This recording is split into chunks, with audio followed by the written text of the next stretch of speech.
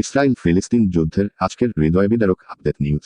গাজা সিটিতে ইসরায়েলি বোমাবর্ষণের পর উদ্ধার প্রচেষ্টার হৃদয়বিদারক দৃশ্য।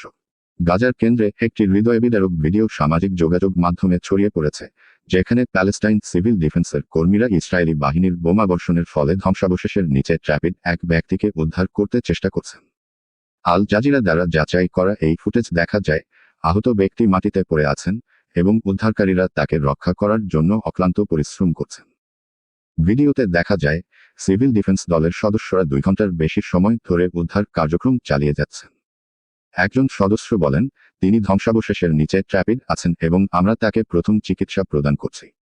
তার মাথায় একটি খোলামেলা ক্ষত আছে। আল্লাহ তাকে সাহায্য করুন। এই দৃশ্যটি গাজার মানবিক সংকটের বাস্তবতাকে তুলে ধরে।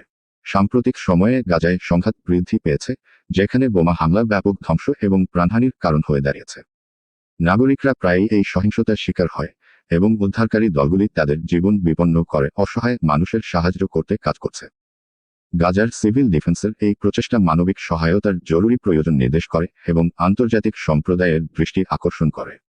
ভিডিওটি কেবল একটি উদ্ধার প্রচেষ্টার চিত্র নয়, বরং সংঘাতের সময় মানবিকতার এক উজ্জ্বল উদাহরণ। এটি আমাদের মনে করিয়ে দেয় যে প্রতিটি ধ্বংসের পিছনে একটি জীবন্ত গল্প রয়েছে, যা আমাদের সহানুভূতি এবং কার্যকর পদক্ষেপের দিকে পরিচালিত করে।